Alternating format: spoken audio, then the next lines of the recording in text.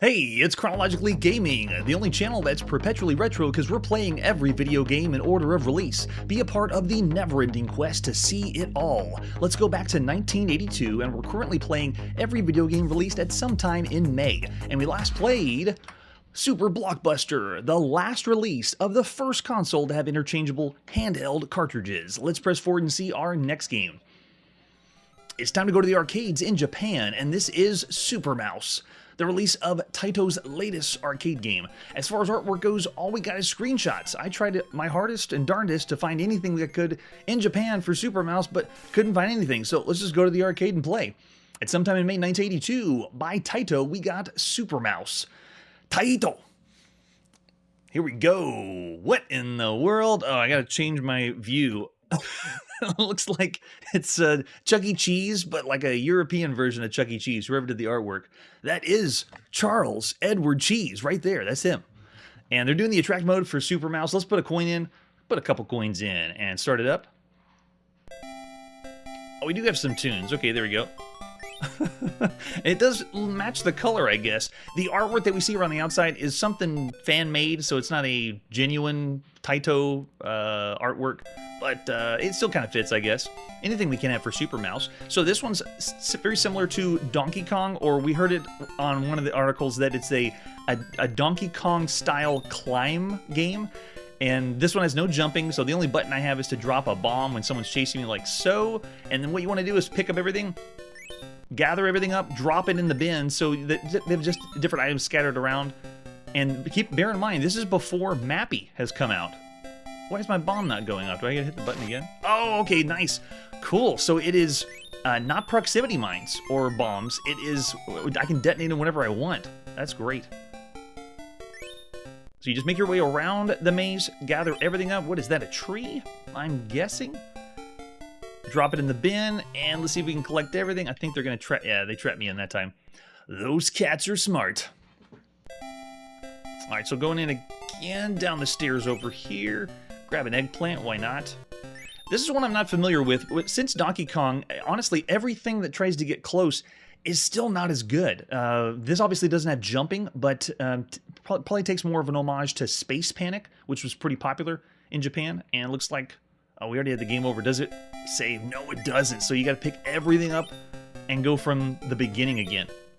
All right, let's try a different approach. There we go. Now I know how the bombs work. You can push that, and that's all we have as far as controls go. And drop, nope, not gonna do that one. Let's see if we can go there. Now, the only place that you can cash in your items, oh, nice, so it has a chance to drop down on something like in Dig Dug, and I missed the opportunity, I didn't know. It looks like, what is that, a croissant in the top left? It drops down and kills everyone, similar to the rock in Dig Dug.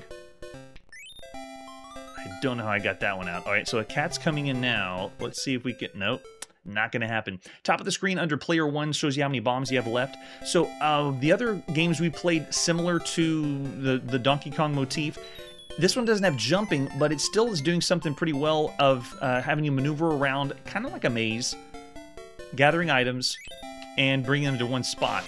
Die! Oh no! When the cat dies, you gotta wait for them to finish their death animation. Otherwise, it counts. Well, didn't know that. All right, so we got 2 items left. Let's see if we can go to the next level. Oh, wow. You do need to know the maze pretty well. Super Mouse isn't very super. He has no attack except dropping bombs whenever he wants to. All right, one more try for Super Mouse here. Let's go down this side, pick those up. Even without the jumping mechanic, this is still a very charming, very fun arcade game to play. I still remind myself, if you were in Japan, though, you'd have to think of all the other arcade cabinets you could be playing at this point. And this one wouldn't be up there as far as one of the best arcade games you could play, but it's still well done. Let's go pick another one up. I had that cat there. Let's take him out. Okay, that time it worked. So you have to wait for him to finish the whole animation before you can walk across.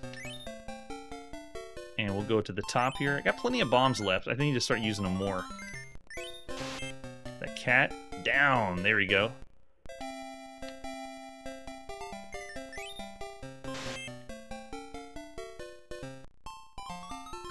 Okay, looking all right. Still have no lives left. Oh, and there's also traps. So they've added a few pools of things here and there. To tell you the truth, though, of all the games we've seen in Japan, this one is not doing anything particularly well or different. If you think of all the arcade games we've seen, though, so far, this one's still okay. Especially when we play everything from other countries as well. Doesn't it feel, this game feels like it's mappy, but we haven't seen it yet. There is no mappy. It doesn't exist. Come on, take the bait. Wow, there we go. Take another one? Yes. Look at the cat waiting. I don't believe it. Yeah, I've wiped everybody out. I don't know if I can get the apple at the top and come back down. That would be all the items.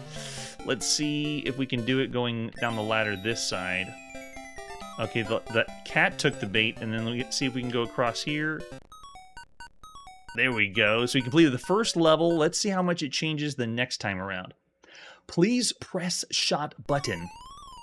Oh, that's so cool. So Super Mouse has a slot machine in between. Yeah, I'm able to control just pushing, and it randomizes that, and you get points for it. Nice. So a cutscene that, well, not a cutscene, it's a game in between the gameplay. So nice touch. Super Mouse adds the slot machine in.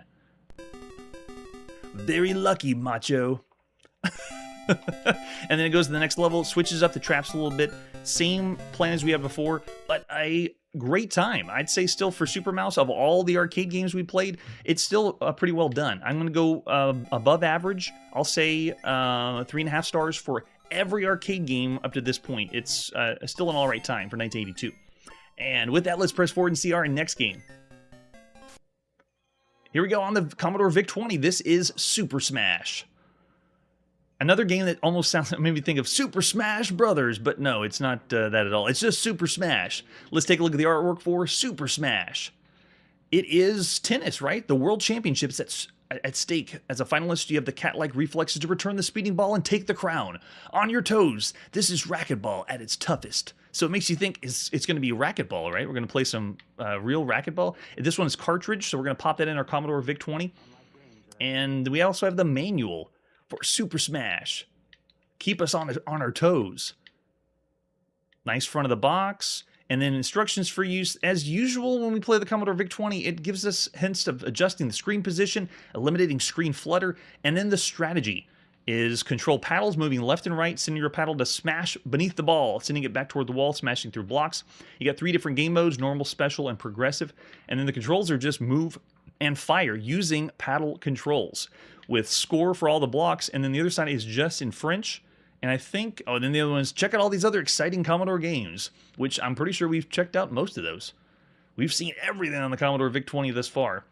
For other versions, we just have some in the United Kingdom and in United States. Let's go to the US to play Super Smash. Released sometime in May 1982 by CBM. Now, this is another breakout clone. It gives us the point values as usual. Paddle becomes half when the ball hits the ceiling. And there we go. So now I have the paddle plugged into our Commodore VIC-20. And if I say go, we can pick normal, special, progressive. Let's go special. And if we do player mode, this is just alternating play. So it's not 2 players at the same time. So I'm going to just say 1 player. And we are in. So, oh man, it feels so good. We've had a lot of different breakout clones, but it feels much better to have paddle controls. That's the way you should be playing breakout. I mean, this one is as smooth as, if not better than Super Breakout on the Atari. And playing on the Commodore VIC-20 still feels really, really good. Fine-tuned controls. Let's see if we can break through there. Yeah, we played a lot already as far as breakout clones. We're not done with breakout clones, but this one's a really well done one for the Commodore VIC-20. And what makes it is that paddle. Paddle control is what you need to do. If you had it for the computer, why didn't you program for it? Oh yeah, and it's already speeding up fast. You got to be a pro. Play some real one.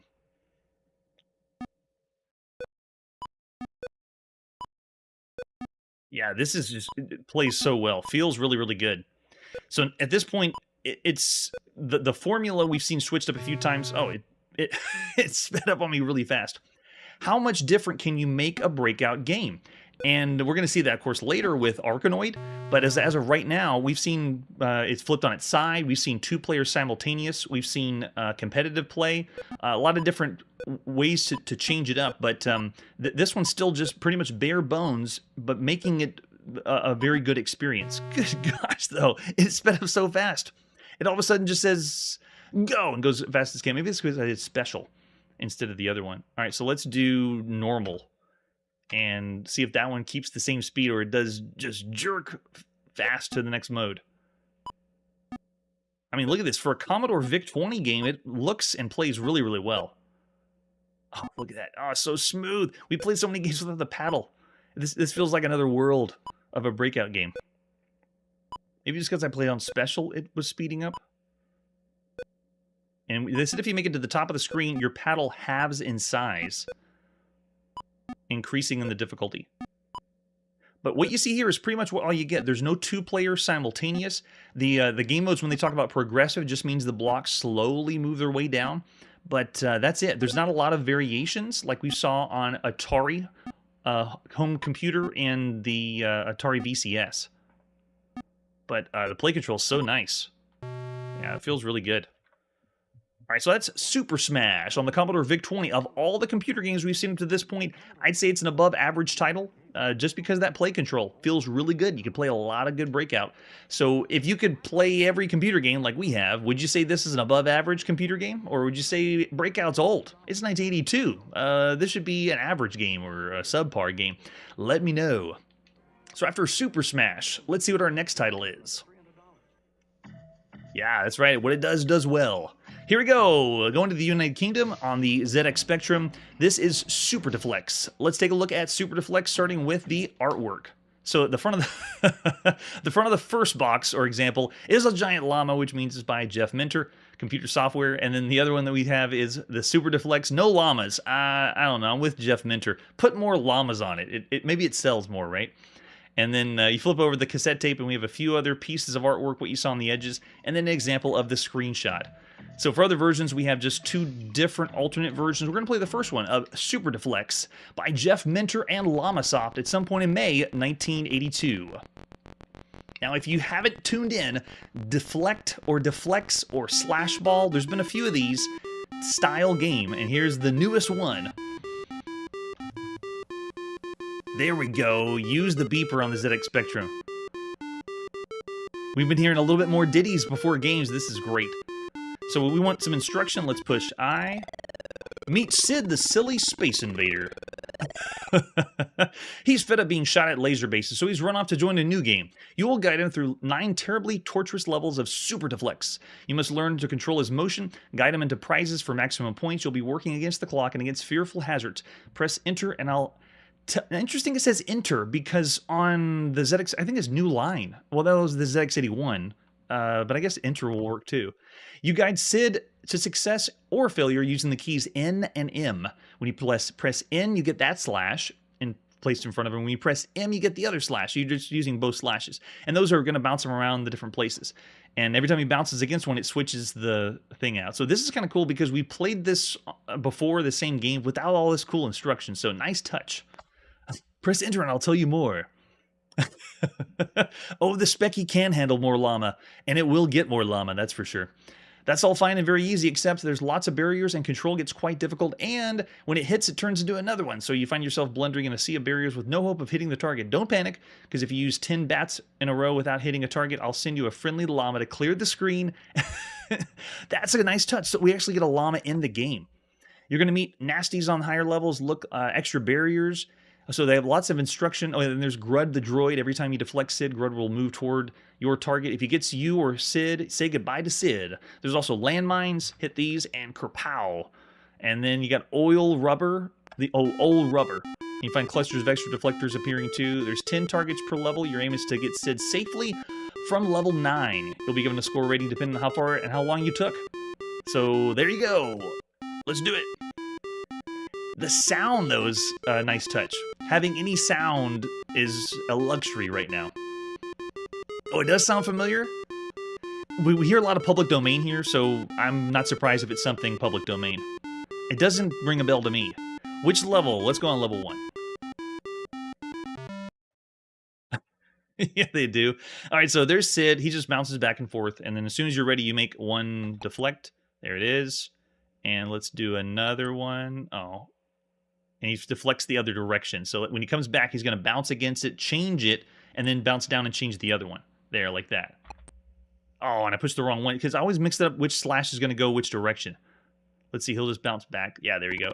And there you go. Level 1 is well, the first part of level 1. So now you keep adding slashes, and it adds more ways to bounce. So you see I bounced in there.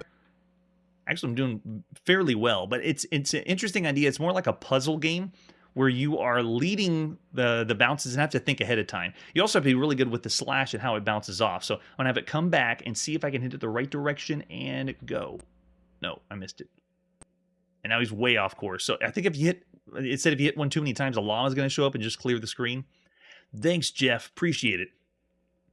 That's what I thought too, that this would be from an arcade game. We did not see this as an arcade game first.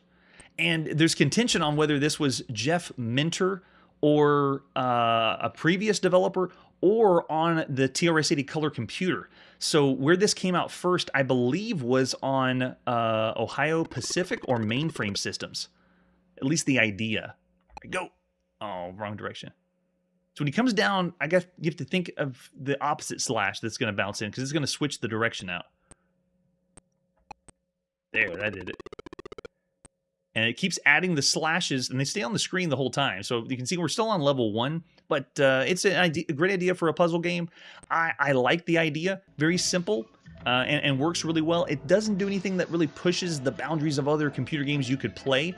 But I'm still going to say, we've seen this before. I'm going to go around the average range. It's 3 stars, a perfectly average title for all the computer games you could play at the time.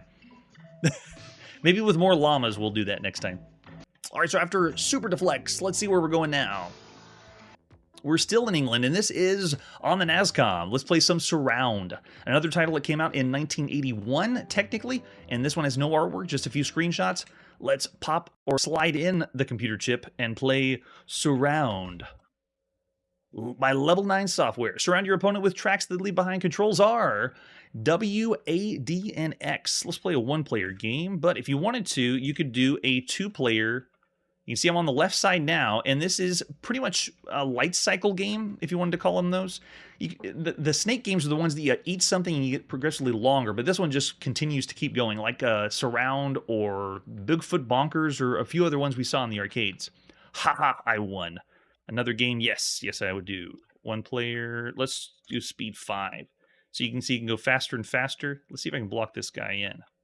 I think I got him there. Nice and easy. Oh no, I went inside. Another game, yes. So it's the same idea we've seen before, all on keyboard, but it is 2 players simultaneous. So if I do a 2-player game, let's go really fast. You can see there it is, 2 players simultaneous using the keyboard at the same time. So huddle around your NASCOM and play. We had another title like that too. The right player crash. Do we want another game? Yes. Let's do 1. Let's go max speed. Oh, wow. Max speed is literally max speed. It's instantaneous. So not going to do that. Let's do 5. Come on. There we go. Oh, he won again. But still all right time if you want to play a light cycle style game. So Surround works pretty well. All right, so I'd say of all the games we've seen up to this point, especially for 81, it's still around the average range for computer games. So I'm going to go 3 stars for Surround. It's still a pretty average time for 1980. Well, it was 81. So for 1981, I'd say. All right, let's press forward and see our next game. Here are the controls. We're playing it all. Here we go on the Commodore VIC-20 is Tank Wars. Let's take a look at Tank Wars, starting with the box. There it is, in cartridge as well. With I think that's it. All we got is a screenshot. Let's pop in Tank Wars by Gunter Kuch. HES did this one, Human Engineered Software, at sometime in May 1982. So this one has 2 loading sections, and we've seen a few of these where you pop in the cassette and it loads the first part, and then you want to load the second part. So I'll show you the opening, but then we're not going to wait again for more loading times. I'm not going to give you guys the full 1982 experience of waiting 5-10 minutes for games to load. Not here. There we go. Using whatever they can on the Commodore VIC-20 sound. by Gunther. Ooh, yeah. And getting the background of Flash. Very nice touch.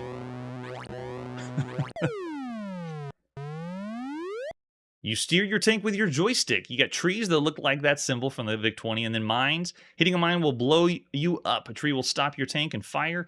A lake will stop the tank, but you can shoot through it. You can always start moving the right and restart with S. The enemy is very evasive. Good luck. Hit any key. Do you want to center the screen? No, we don't. And we are good to just load instead of waiting for a long time. Okay, we got 5 tanks. Let's go. All right, so this one is a tank variant style game.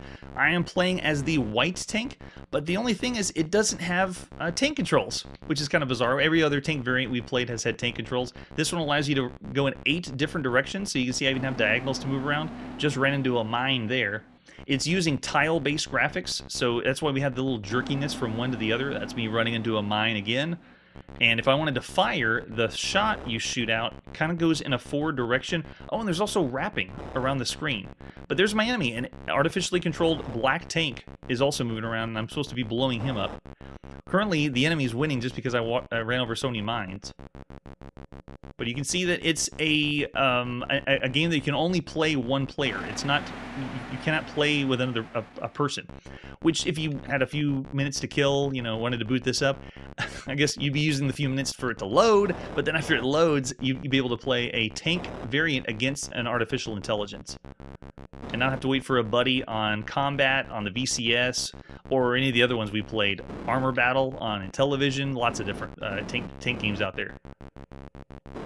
Now this one, as far as movement goes, is very nice. It moves pretty smoothly. The aiming, though, and firing, terrible. It feels like I don't have a lot of control or power of my shot, which is why it's really difficult to get a handle on how to play it. Plus, with the tile-based system, the aiming your shot's pretty difficult. And we've seen better tank games on the computer, and we've seen way better tank games on the console space. But as far as all the tank-style games or computer-style games, I still say Tank Wars is going to be a subpar game. I'm going to go 2.5 stars. It could be done better for home computers, specifically for the VIC-20. We've seen it better here. All right, so after Tank Wars, let's see what our next game is. Here we go on the Apple II. This is Teleport, the newest release for the Apple II. Let's take a look at Teleport, starting with the box. A very generic box. You playing as a white zombie-looking guy with a spacesuit. Oh, okay, and you're dragging the androids away through the teleport. But notice how you can barely see the company in the bottom right, and it just says a sticker, Apple II disc. This is by Mike Abbott. Way to go, Mike. You flip over the back of the box, though, and no help there. It's just barren landscape. Boring box. And then our 5 1/4 floppy disk. This is by Cavalier Computer Corporation.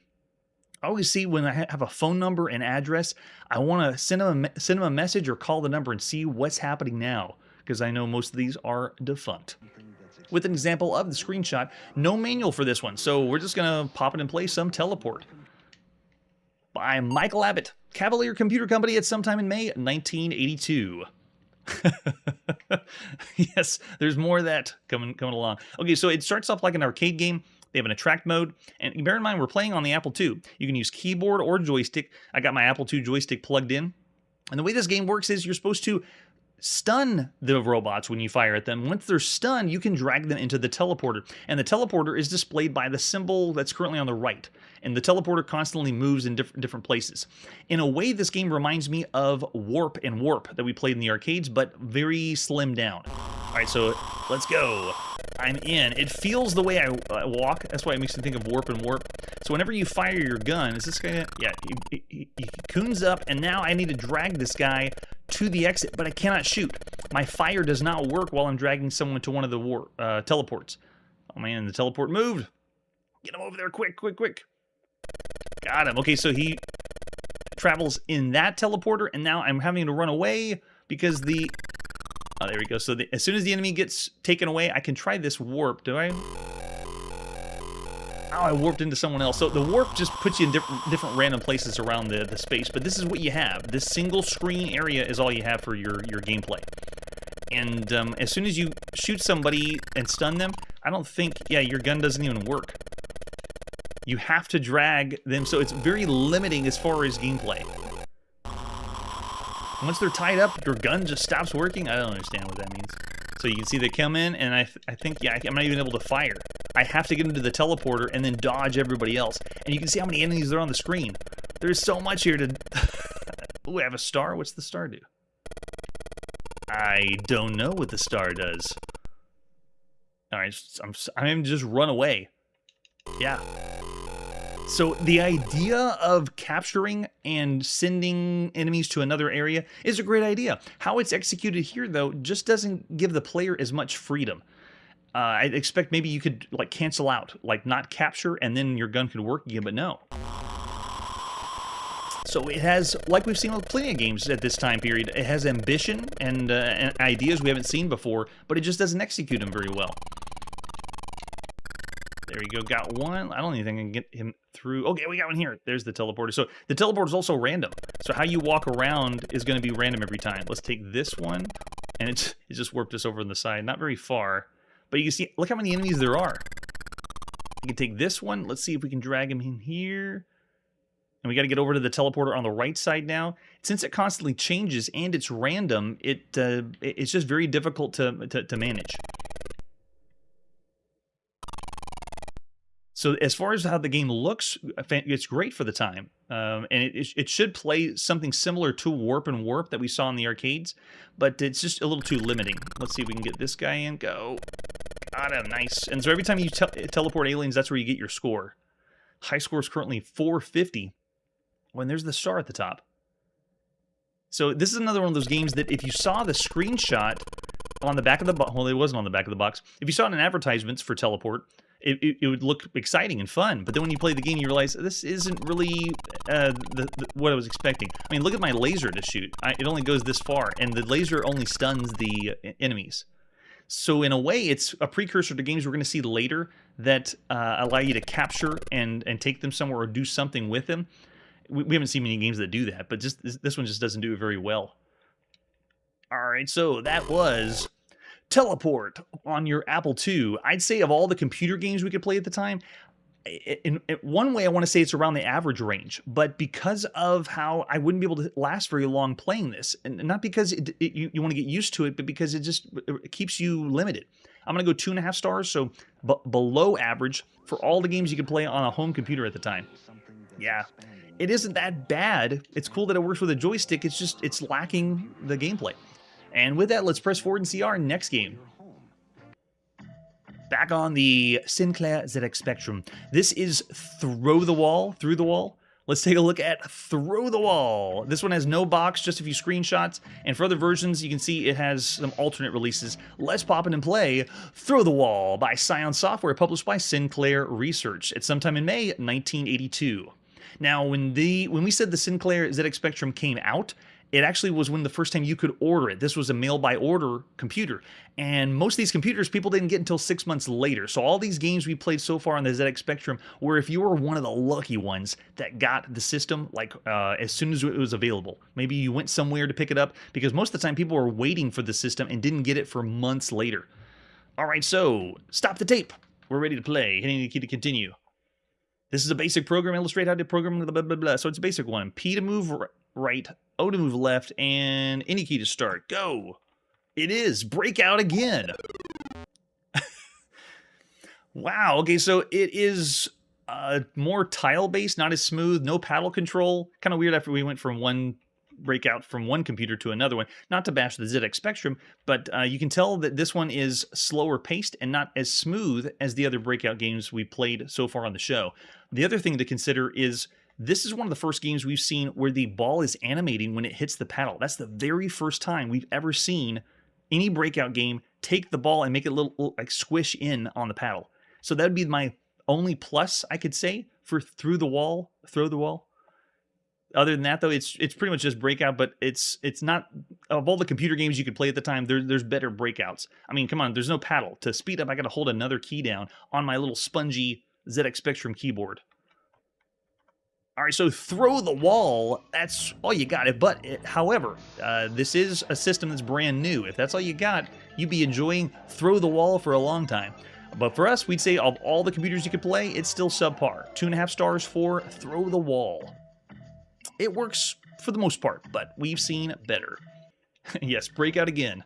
Oh yeah, that's true. The color is done very well for that one, considering the time. I mean, this is right in the beginning of the ZX Spectrum's life. All right, now let's see what our next game is.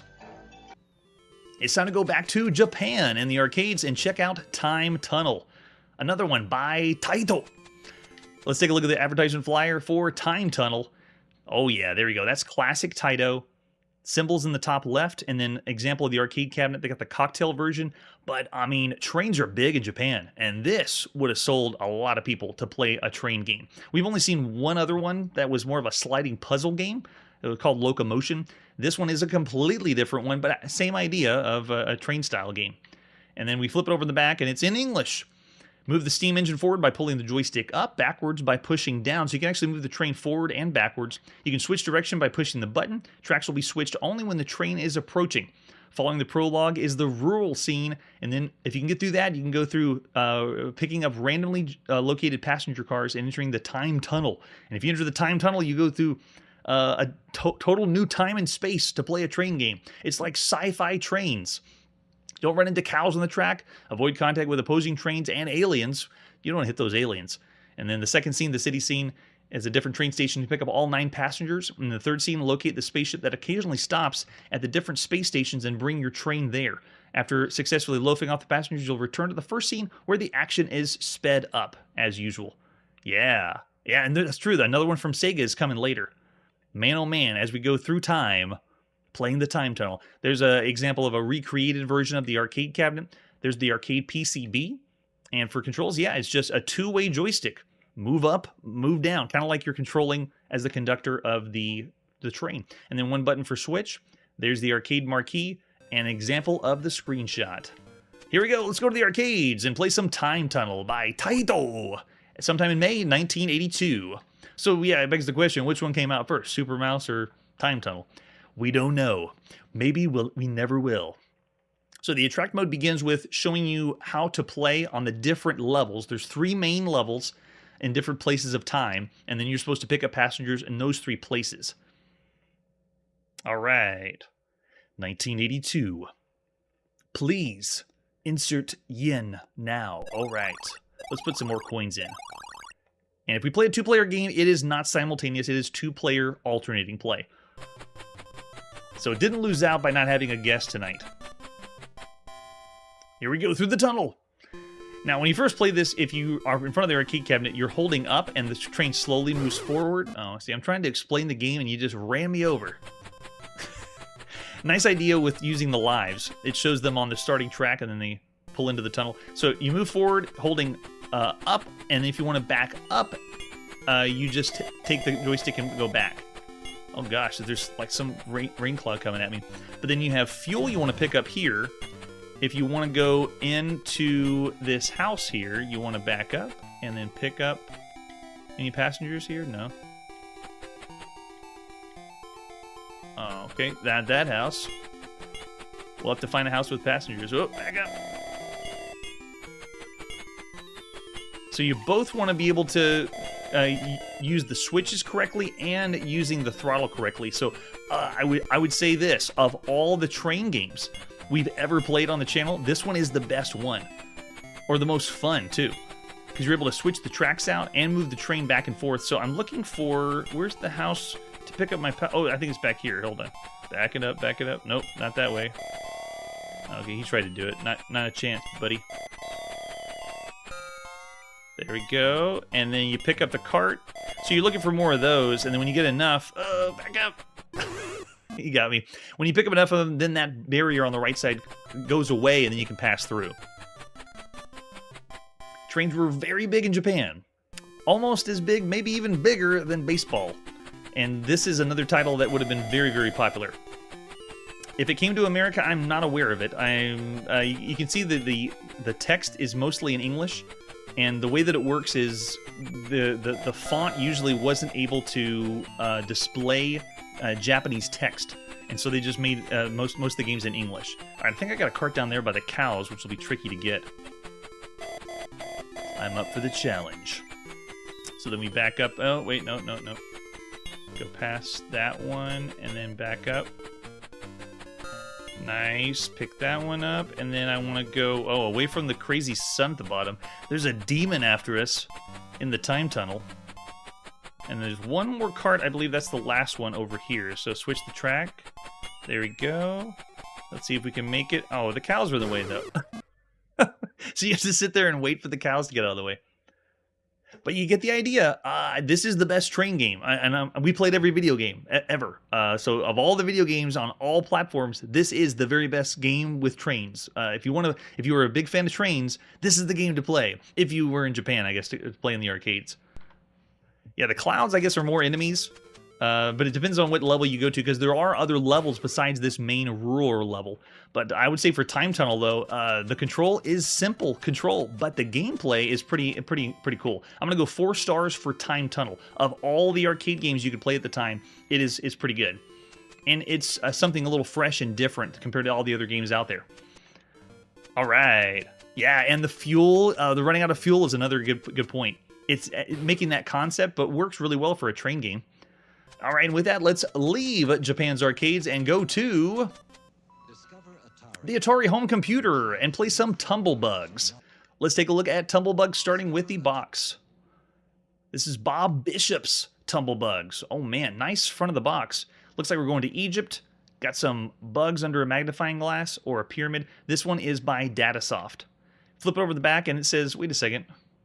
Who is it, Bob Bishop or Mark Riley? Maybe the port by Mark Riley of Tumblebugs is for the Atari. The hot sand of Egyptian desert spotted with great stone pyramids. Monuments pay homage to great kings like Tut, Ramses, Imhotep, and blah, blah, blah, blah, blah. Mazes, that's what we want to get to. One lesser-known pyramid stands apart from the rest. It is the tomb of King Tutsenkoop. Tutenscoop had been king for 3 weeks when he was caught erasing 18 minutes of hieroglyphics from the court records. As punishment, he was cursed to spend eternity wandering his tomb, picking up tiny leaves while being chased by vicious tumblebugs. His only reward for his labor is another maze, more leaves and more tumblebugs. Tumblebugs is fast, high-resolution arcade game that's challenging, addicting, and fun. Oh, that's true. Is this the one that also goes by like dung beetles too? So maybe that's what it is. The Atari version is called Tumblebugs, but yeah, it's called different ones. Oh yeah, and also Megabug. This is the one.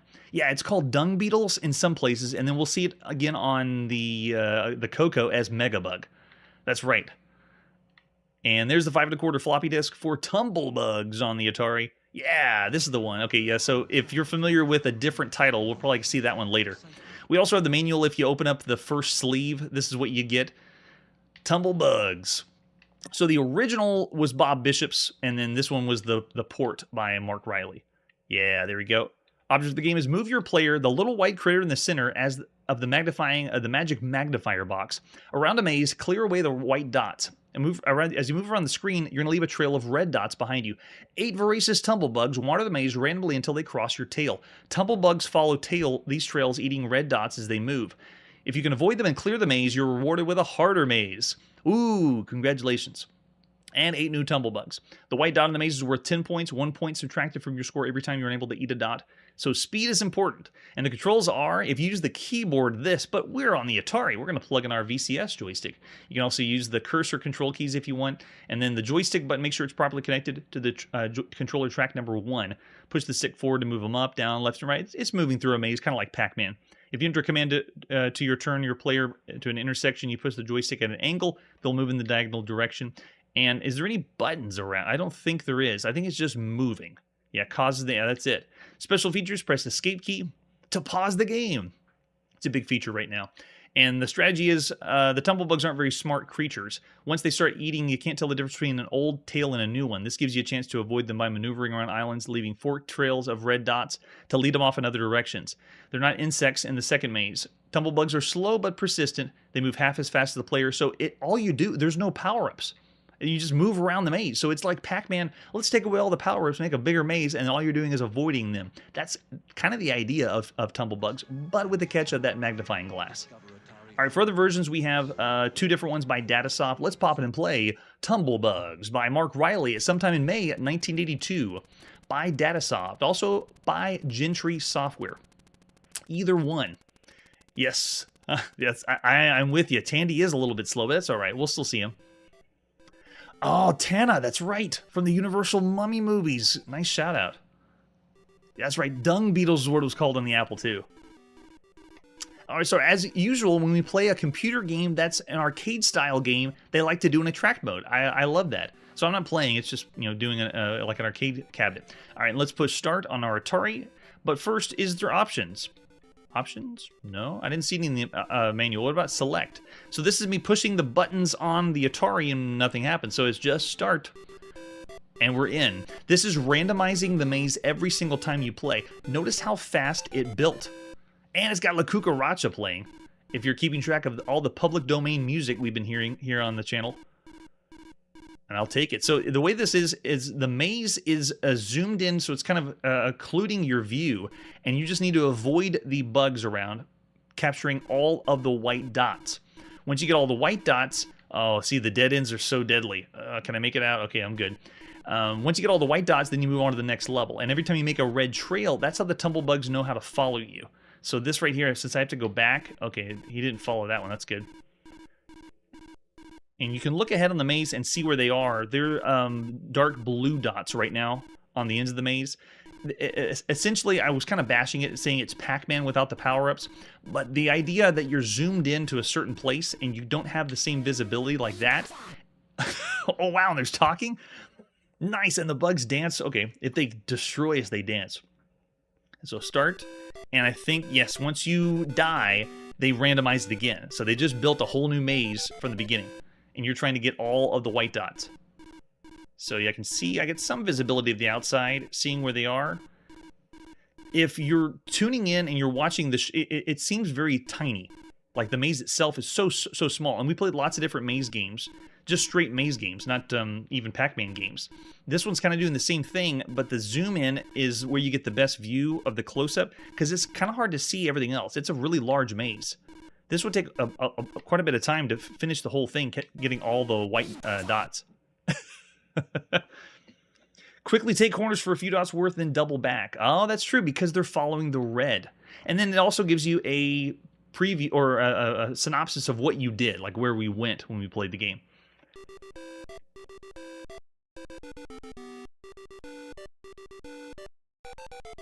Nice touch.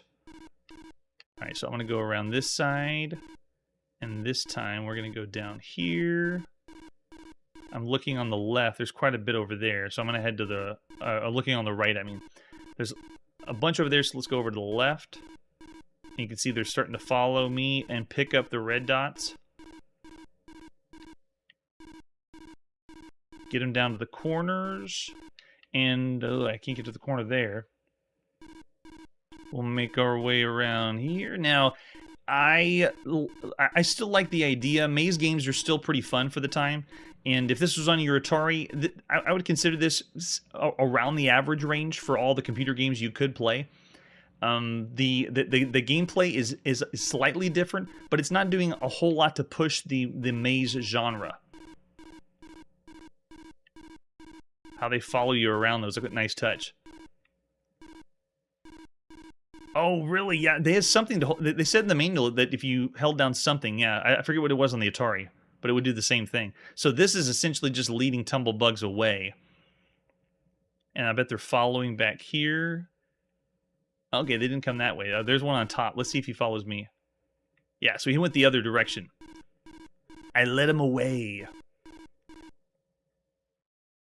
All right, so if you went back to 1982 and you had all the options for every computer game, you know, you're in the store, you're about to buy it, and you knew what this game was, what would you say this is? Is this an average title for all the computer games you could play? Or is this above average?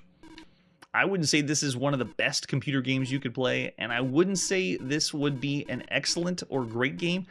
Tumblebugs is an interesting idea, but as far as every game you can see up to this point, I'm still going to say it's about an above average title. For all the computer games, it's not really pushing or doing something super impressive. They should have. That would be a nice touch. Or whenever they won, you saw the bugs how they danced. They did a little ditty. They should have done walk like an Egyptian. Yeah, I'm with you there. Yeah. Oh, very nice. Yeah, so I'm gonna go 3.5 stars for Tumblebugs. Curtis is going 3.5 or 4. Very good. And with that, let's see what our next game is. We're still on the Atari home computer. This is Tutti Frutti. Let's take a look at Tutti Frutti, starting with the box. That is some awesome computer artwork. Man, oh man, that's one of the best. Who is this? Ross did this? Very cool. So this game's by Alan Newman. And we flip it over in the back. This is by Adventure International, which is how they do their other games. But man, Adventure just kicked it up a notch. This front of the box is one of the best Adventure International front of the boxes we've ever seen. That makes me want to play it. It looks so cool, like a cartoon.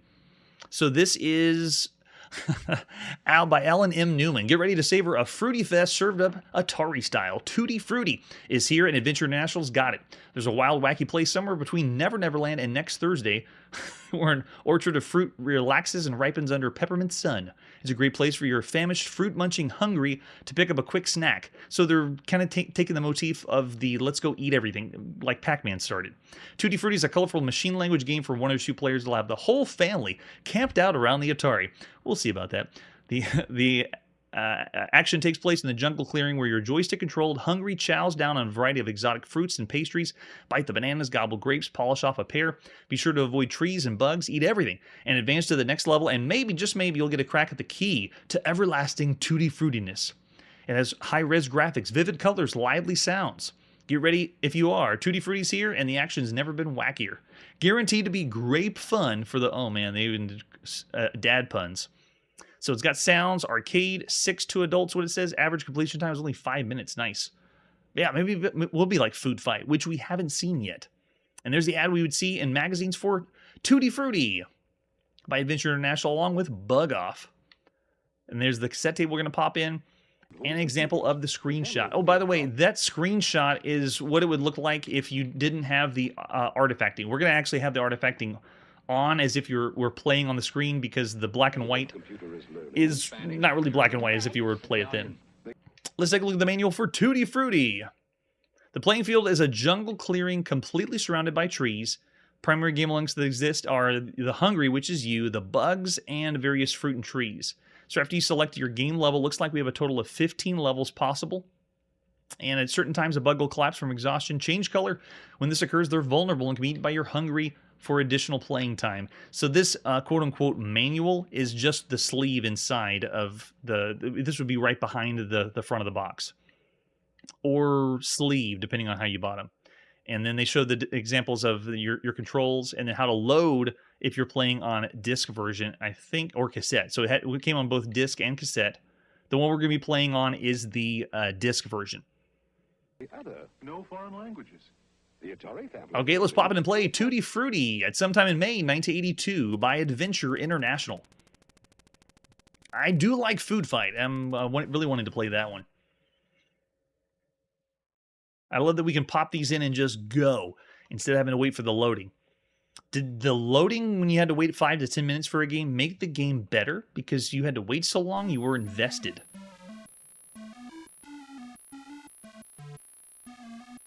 Hey, we got no bananas. Another song. They're just putting in as many as they can in front of computers. Oh, and I hope that's us. Is that the hungry? All right, option to cycle through them. And you can see here, this is me pushing the option button on our Atari computer. We have normal, slow, superbug, CT, and GTIA. And I think that's monitor. Does it explain that in the manual? CT and GT? 11? I don't think so. No, it doesn't explain 1 through 15. Yeah, it doesn't say what it is. And then we also have how much food is going to be there. So if you do a 2-player game, sadly, it is not 2 players simultaneous. It's still 2-player alternating. So I'm going to do a 1-player game, start with the snack option, and then let's push start on our Atari and go. Yeah, that's a good point. Here we go. So if you saw the screenshot, this is all black and white, but because of having the monitor And playing the game back in the day, you would get this artifacting that makes it look like colors are on the screen. And all I do is move around, grab, oh, there we go, get all the snacks I can, and I get to use my Atari VCS joystick. But there's no power-ups. I'm trying the red button. Yeah, I got nothing. And all I'm doing is just avoiding. Can I... Oh, I see. So as soon as they wait long enough, they get transformed. There you go. You collect all the fruit without dying, and you move on to the next level. But it's essentially like you're playing tag, or you're running away from enemies trying to eat everything up. So if you're expecting food fight, well, food fight doesn't exist, but it is definitely not that. Just move around and eat it all. The lips, though, look a lot like the Jawbreaker lips. I wonder if they're trying to cash in on the popularity of Jawbreaker, because that was big right now. Oh, no. Oh, gosh, yes. Terrible.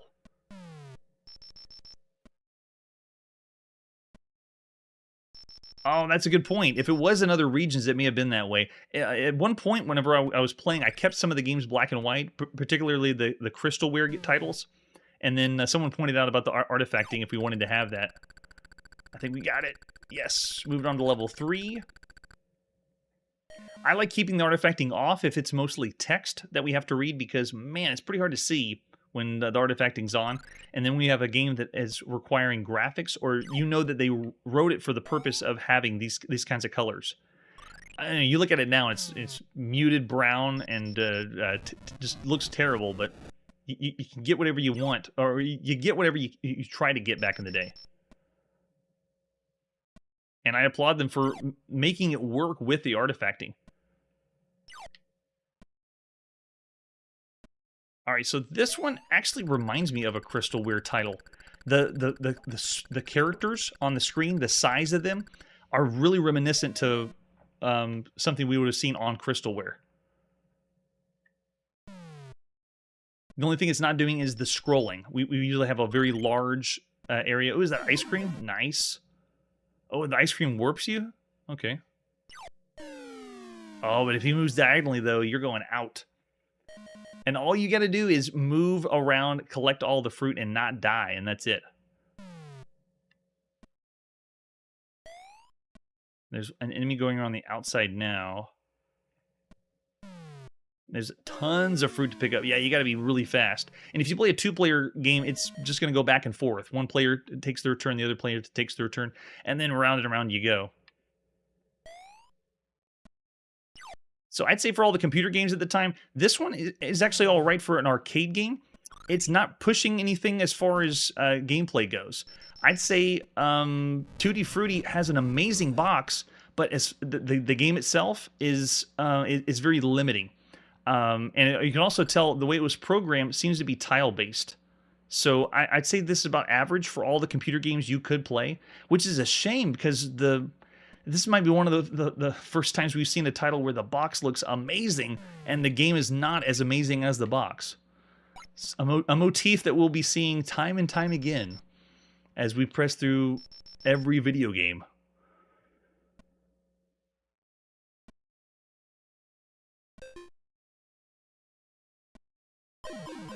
There we go, and then just gotta get... Oh, quick. Yeah, because you move at the top one tile at a time, it feels like you're a little limited for movement. Yeah. And Curtis is going 3 at best. I'm with you there. Yeah, Tutti Frutti. I want the front of the box like on a t-shirt, though. I mean, it's really good. As far as the game, though, we'll say 3 stars. Perfectly average for 1982. All right, and let's see what our next game is. Here we go, on the TRS-80 color computer, this is Venturer. Oh yeah, really excited for this one. This one we don't have a lot of information for. We do have advertisement flyers. This is one by Computer Shack. You see Venturer over here on the far right side. Fantastic arcade game comes to life on your color computer screen.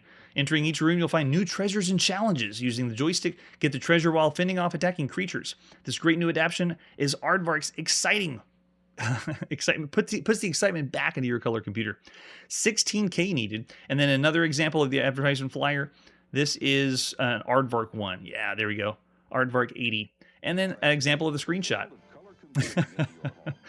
And as far as the manual goes, this one's kind of a cool one. It is what you would see inside like when you bought the game originally. How do you load the game? It uses machine language, so we'll be using M to load it up, and then controls, or the object of the game is to gather treasure from the rooms on the screen. When you enter a room, it'll expand to fill the entire screen. When you gather the treasure from all the rooms, the game will restart another level of play, refill the rooms, and there's 63 levels of play. The controls is the right joystick, has the movement of your man, and fires your blaster. Fires the right joystick, there's also a restart button to start another game. The left one is used for the pause. If the phone rings, you can push the left joystick down to stop the game and up to restart. The rules are you cannot kill the hall monsters in the main maze. They're big, armored, and invulnerable. You can kill the monsters in the treasure rooms and get a score for all those that you kill before you gather the treasure. If you do not get the score for those you kill after the treasure is gone, you could stay in a room for too long, barricades will appear which could cut off the entrance. If this sounds familiar, this game is essentially Venture that we saw in the arcades for a home computer. You get 3 lives when you start off, and then we want to be able to finish the levels off with a little bit of artwork down there at the bottom. Pretty nice. Wow, good point. A high schooler did this? That's pretty cool. All right, let's pop in and play some Venture by Dave Edson at sometime in May 1982. Here we go. Really excited to show this one because I love Venture. It's really fun to see this one as one of the first ones you could play at home. Venturer. Now, did that one pass by legality, or did someone sue? Because that's pretty close to the name. Wow, that's awesome. And in machine language is pretty good. There you go. Hey, Terrible Tom. Was that his like code name in high school? And copyright by Candy. Okay, so the game goes right in. Control is awesome. I'm the single green pixel in the center. I mean, you got to be a green pixel in the Coco. And as we go around the room, it's very similar to Venture. I move into a room, but instead of getting the animation of the room getting larger, it just goes right into the room. And as you can see, enemies come in and attack. When you kill them, they turn into a cross, but the cross is still deadly. So make sure you don't touch that one. But if you take too long, uh-oh, look, it starts drawing lines down on the screen. It's kind of like the evil auto to get you out of the room, or you're taking too long. But not nearly as dangerous as that. All right, so first treasure acquired. Move on to our next one, and you can see we got enemies coming at us here. The movement and freedom is pretty cool. Oh yeah, it's great. And to see a Venture-style game like this is awesome. And then we're back in the top-down. This is where we're just avoiding the other enemies. Find the flashing doors. Make yourself in. Hey, look, it's the ghost from Pac-Man. How many are we trying to rip off here? And then you got to wait for the cross. Don't touch the cross. Make our way to the treasure. And we're probably taking too long. It's going to start drawing lines. Yep. Quick, quick, quick.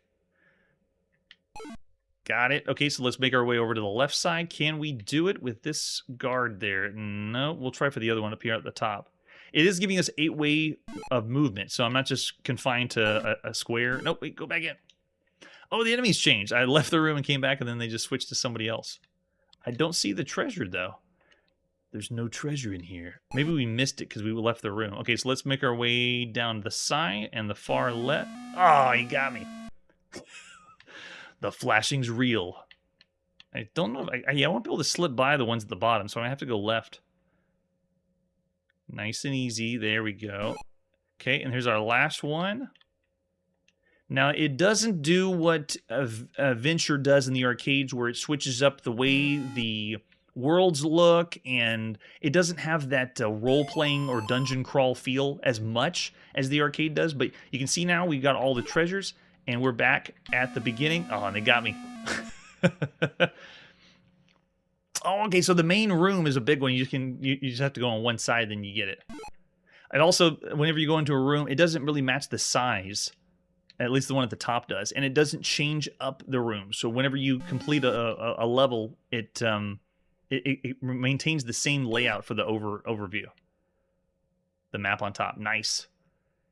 Very well done. Machine language plays really, really well. And it is one of the first times we've seen Venture you could play at home. I'd say of all the computer games you could play at the time, Venture is incredible. It's a very well done game. I'm going to go 4 stars. Of all the computer games you could play, it is an excellent title. I wouldn't say it's one of the best titles as far as replayability, but taking an arcade game like that and putting it here is awesome. What would you rate the Coco version of Venturer of all the computer games you could play thus far? It's an incredible title. All right, and with that, this is where we got to put our video game playing on pause this evening. If you could go back to 1982, what would you rate these games on our 5-star rating scale? That's it for today, and like I always say, if you can't think of an original idea for a video game, just copy it. Hey everybody, thanks for checking out the channel and joining me on my quest to play every single video game in order of release. We'll be streaming live every weekday at 9 p.m. Central, so join us and let us know if we missed any games along the way. This video would not be possible without Launchbox, RetroArch, and MAME. Tell all your friends there's some crazy guy named Chronologically Gaming trying to play every single video game. We have links down below that'll send you to places like our Discord and Patreon, and one that says all the video games we've ever played. If you go there, it's a list of everything, and you can click right to the game you want to see. Chronologically Gaming is the name to look for. We are Perpetually Retro, and we will catch you next time.